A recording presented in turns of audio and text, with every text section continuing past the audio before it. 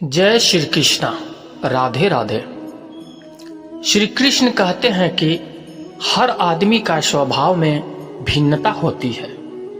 उसकी यह भिन्नता उसको दूसरों से अलग पहचान प्रदान करती है।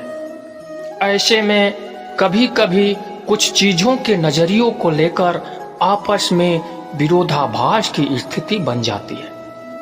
अपने साथी के ऐसे विशिष्ट गुण को पहचानने की कोशिश करें। रिश्ते ऐसे बनाओ जिसमें शब्द कम हो और समझ ज्यादा हो, झगड़ा कम और नजरिया ज्यादा हो। कोई टूटे तो उसे सजाना सीखो, कोई रूठे तो उसे मनाना सीखो। रिश्ते तो मिलते हैं नसीब से, बस उन्हें खूबसूरती से निभाना सीखो। अपना और पराया क्या है, मुझे तो बस यही पता है, जो भावनाओं को समझे वह अपना है और जो भावनाओं से परे है वह पराया है। प्यार इंसान से करो, उसकी आदत से नहीं। रूठो उनकी बातों से मगर उनसे नहीं। बोलो उनकी गलतियों पर, उन्हें नहीं, क्योंकि रिश्तों से बढ़कर कुछ भी नहीं।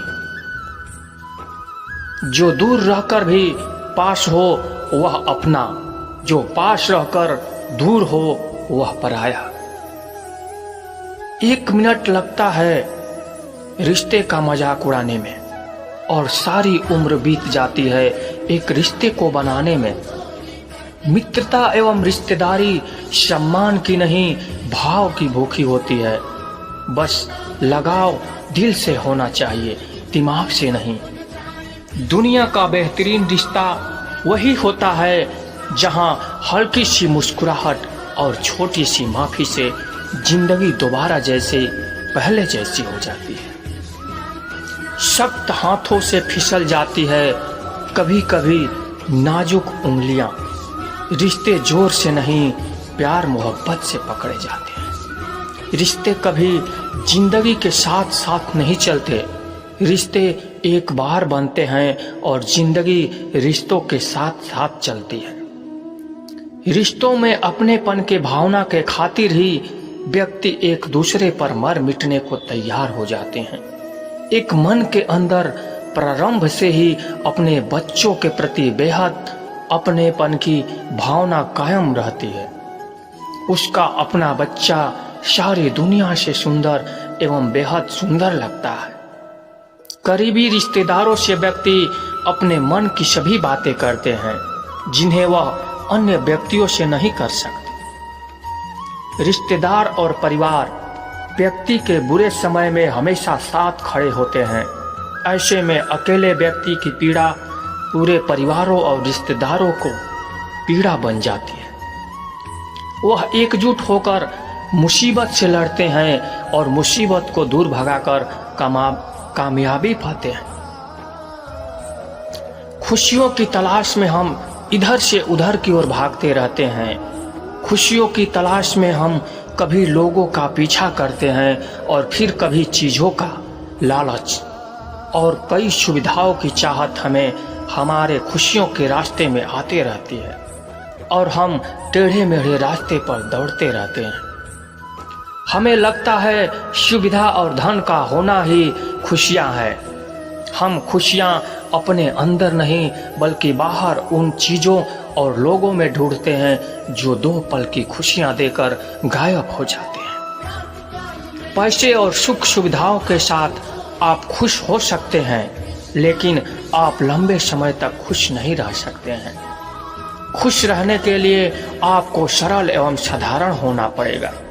जब आपका मन बिना किसी वजह, बिना किसी जरूरत के खुश रहने लग जाए, उस दिन आप सरल बन जाएंगे। श्री कृष्ण कहते हैं खुश रहना है, सरल रहना है, लेकिन सरल होना मुश्किल है। श्री कृष्ण कहते हैं कुछ दिल के रिश्ते सरेआम नहीं होते, सिर्फ महसूस किए जाते हैं, परंतु उनके नाम नहीं होते। रिश्ते हमें एक दूसरे पर भरोसा करने और विश्वास करना सिखाते हैं। जब हमें खुद पर भरोसा होता है तब हम अपने जीवन में हर मुश्किल का सामना कर सकते हैं। और हर कुछ पा सकते हैं और अपने सपनों का हासिल कर सकते हैं। हमारे रिश्ते को याद रखना महत्वपूर्ण है, क्योंकि वह हमें जोड़ रखते हैं और हमें अलग होने से रोकते हैं।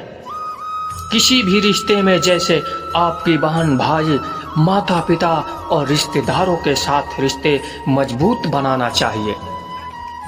हमें हरदम एकजुट होना चाहिए ताकि हम मुश्किल हालात में हार न माने। एक रिश्ते में दुनिया आती जाती रहती है, फिर भी दोस्ती रिश्तों को मिला देती है। दोस्ती ही क्या जिसमें नाराजगी ना हो, पर सच्ची दोस्ती दोस्तों को मना ही लेती है। अंत का जश्न मनाया क्योंकि वह नई शुरुआत से पहले होते हैं। यह एक अच्छा संकेत है टूटे हुए दिल का होना कि हमने किस चीज के लिए प्रयास किया है। यदि यह तुम्हें नष्ट कर रहा है तो यह प्रेम नहीं है। ये खराब रिश्ता आपको उस समय की तुलना में अधिक अकेलापन महसूस कराएगा जब आप अकेले थे। रिश्ते खून के नहीं होते, रिश्ते एहसास के होते हैं। अगर एहसास हो तो अजनबी भी अपने होते हैं, अगर एहसास ना हो तो अपने भी अजनबी हो जाते हैं।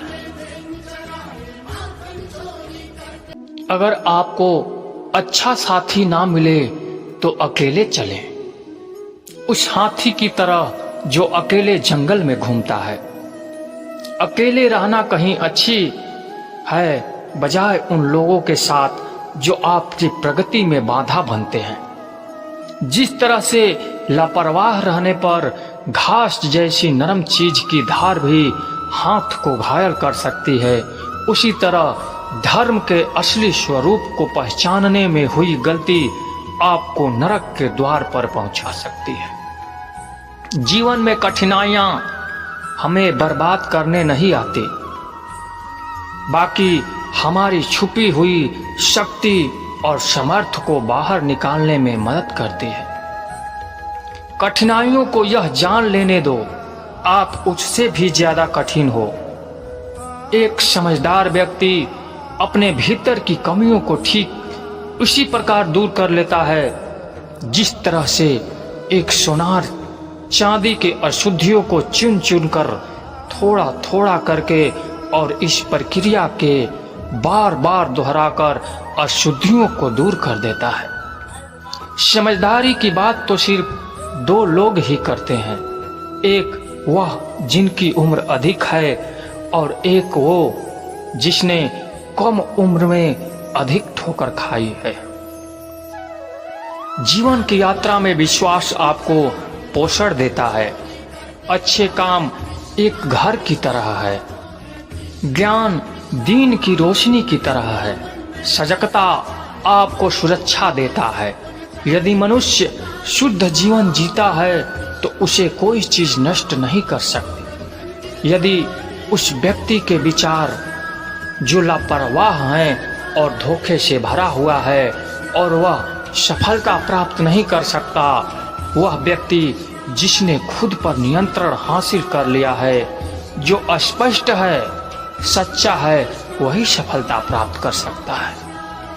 कोशिश करें कि अच्छा बोलें, अच्छा सुने और अच्छा व्यवहार करें। अच्छी नसी हो तो असर का असर आजकल इसलिए नहीं होता क्योंकि लिखने वाले और पढ़ने वाले दोनों यह समझते हैं कि यह तो दूसरों के लिए है। खामोखा भटकता रहा दुनिया में, किसी के साथ किसी की चाहत में। सच तो यह है कि खुद से बड़ा साथी इस दुनिया में कोई नहीं है। हौसलों के आगे कोई पर्दा नहीं होता, कड़ी परिश्रम का कोई विकल्प नहीं होता। दिल में हो जज्बा कुछ कर दिखाने का तो जलते दियों को भी आंधियों का डर नहीं होता। जो दिखता नहीं है वही बुनियाद होती है, वह ईश्वर हो चाहे संस्कार हो या फिर विचार। धन को एकाग्रता करना सहज है, लेकिन संस्कार एकाग्रता करना कठिन है। धन को तो लूटा जा सकता है, लेकिन संस्कार समर्पण से ही आते हैं। हम सभी को अपने अपने क्षेत्र में इस समर्पण, उसी उत्साह, इस संकल्प के साथ, इस भावना के साथ काम करना होगा जो रणभूमि में एक योद्धा को प्रेरित और उत्साहित करती है। और यह सिर्फ बोलना नहीं है, बल्कि वास्तविकता में करके दिखाना है। बस इतना चाहिए तुझे, जिंदगी जमीन पर बैठे तो लोग उसे बड़प्पन कहें और औकात नहीं। यदि हर सुबह नींद खुलते ही किसी लक्ष्य की ओर आप उत्साहित नहीं हैं, तो आप जी नहीं रहे हैं, सिर्फ जीवन काट रहे हैं। छाता बारिश तो नहीं रोक सकता, किंतु बारिश में खड़े होने का साहस अवश्य देता है। ठीक उसी प्रकार आत्मविश्वास सफलता के गारंटी तो नहीं, किंतु संघर्ष करने की प्रेरणा तो अवश्य देता है। एक अच्छा चरित्र का निर्माण हजारों बार ठोकर खाने के बाद ही होता है। एक इच्छा से कुछ नहीं बदलता, एक निर्णय से थोड़ा कुछ बदलता है, लेकिन एक निश्चय सब कुछ बदल देता है। भाग्य भी बदल जाता है। जीवन में सबसे ज्यादा दुख बीता हुआ सुख देता है। लक्ष्य सही होना चाहिए, क्योंकि काम तो दिमाग भी दिन रात करता है, पर वह निर्माण नहीं विनाश करता है। इंसान तो घर घर में पैदा होते हैं, बस इंसानियत कहीं कहीं जन्म लेती है। जिंदगी में मुस्कुराते रहो, क्या पता परेशानी आपकी मुस्कुराहट देखकर आना ही भूल जाए। ज्ञानी व्यक्ति कभी नहीं हारते, और जो ना समझ है वह तो पहले ही मर चुके हैं। मजबूत इंसान को देखकर लोग सोचते हैं यह कभी टूटता क्यों नहीं, लेकिन लोग यह नहीं जानते कि टूटने के बाद ही वह व्यक्ति इतना मजबूत हुआ है। कर्म बड़ा है या भाग्य? एक महानुभाव ने मुझसे यह प्रश्न किया कि भाग्य पहले बना या कर्म? मैंने बताया कि भाग्य कर्म का फल है। जो प्राणी जैसा कर्म करता है उसे उसका फल मिलता है, वही फल भाग्य है। फिर उसने पूछा कि जब भाग्य में लिखा ही नहीं होगा तो प्राणी कैसे कर्म और क्या कर्म करेगा? कहा जाता है कि बिना ईश्वर की इच्छा के एक पत्ता भी नहीं हिलता है, तो बिना ईश्वर की आज्ञा के किसी को सुख या दुख कैसे मिलेगा? और यदि दुख या सुख सब भगवान की इच्छा पर ही निर्भर है, तो भाग्य में लिखा होकर ही क्या करेगा? भाग्य में सुख लिखा है, और यदि भगवान नहीं चाहेंगे तो भाग्य में लिखा होकर ही सुख नहीं मिलेगा। मैंने बताया कि जब कोई ग्राहक दुकान से सामान खरीदने जाता है तो वह सामान का भाव पूछता है, न कि बेचने वाले का, तथा वह ग्राहक सामान खरीदता है न कि दुकानदार को खरीदता है। किंतु फिर भी सामान दुकानदार को ही देना पड़ता है, और हम पैसा भी दुकानदार को ही देते हैं, न कि सामान को। हम उस सामान का भाव भी उस दुकानदार से ही पूछते हैं, न कि उस सामान से। हमारे पैसे के मुताबिक दुकानदार सामान का वजन निर्धारित करता है, उसकी गुणवत्ता निर्धारित करता है, फिर वह सामान मात्रा के अनुसार कीमत अदा कर के सामान घर ले आते हैं। ठीक उसी प्रकार भगवान हमारे कर्मों की मात्रा एवं गुणवत्ता परखता है, फिर उसके मुताबिक उसका फल देता है। हम चाहे लाख कोशिश करें, फल हमारे कर्मों का ही मिलेगा। फिर उसने पूछा कि जब सब कुछ वही होगा जो भाग्य में लिखा है, तो फिर कर्म क्यों करना? जो लिखा होगा वह होगा। मैंने बताया कि भाग्य में जो लिखा है, या दूसरे शब्दों में जो विधाता ने जो लिख दिया है वह होकर ही रहेगा। चाहे कोई कुछ भी करे वह टल नहीं सकता, तो फिर उसने पूछा कि तो फिर कोई कोशिश क्यों करना, चुपचाप निठल्ला बनकर बैठे रहना ही अच्छा है, क्योंकि कोशिश करना आखिर जब जो लिखा है वही होगा, तो फिर क्यों कोई कर्म करना। मैंने बताया कि जो लिखा है वह होकर ही रहता है।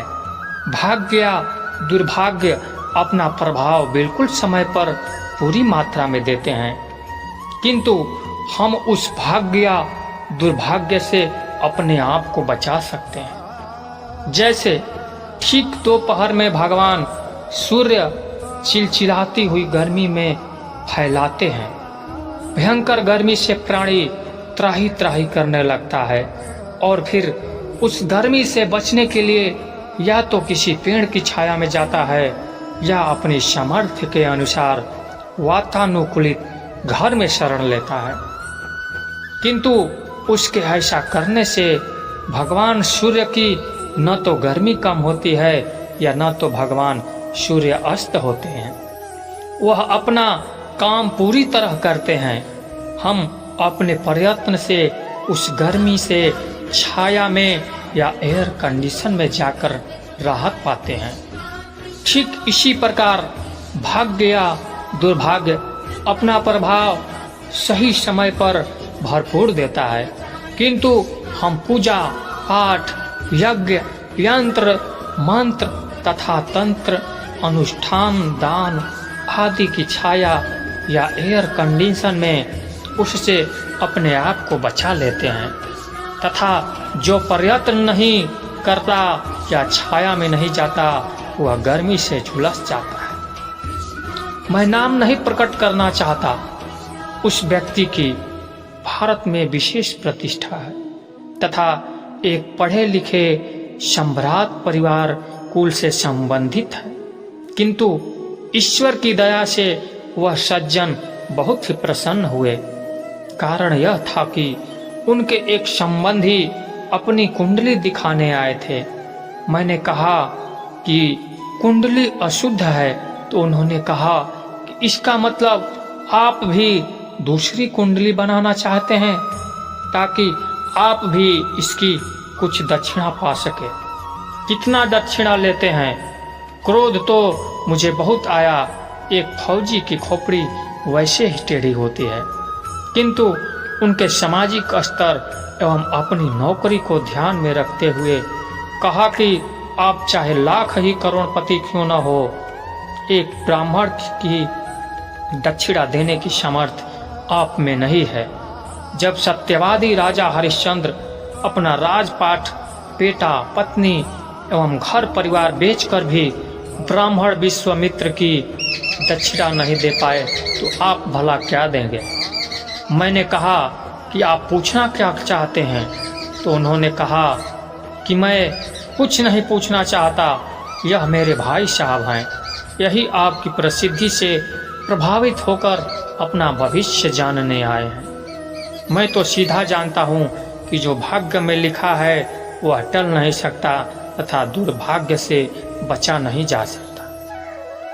किंतु जब मैंने इसको विश्लेषण उनसे उन्हें बताया तो वह बहुत ही प्रभावित हुए।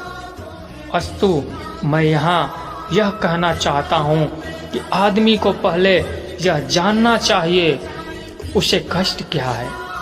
कुंडली की 12 भावों का सम्यक अध्ययन करके कष्ट का प्रभाव पहले जानना चाहिए तथा फिर उसके निवारण का सम्यक उपाय करना चाहिए। भाग्य या दुर्भाग्य को बदला नहीं जा सकता, किंतु उसके अच्छे या बुरे प्रभाव से बचा जा सकता है।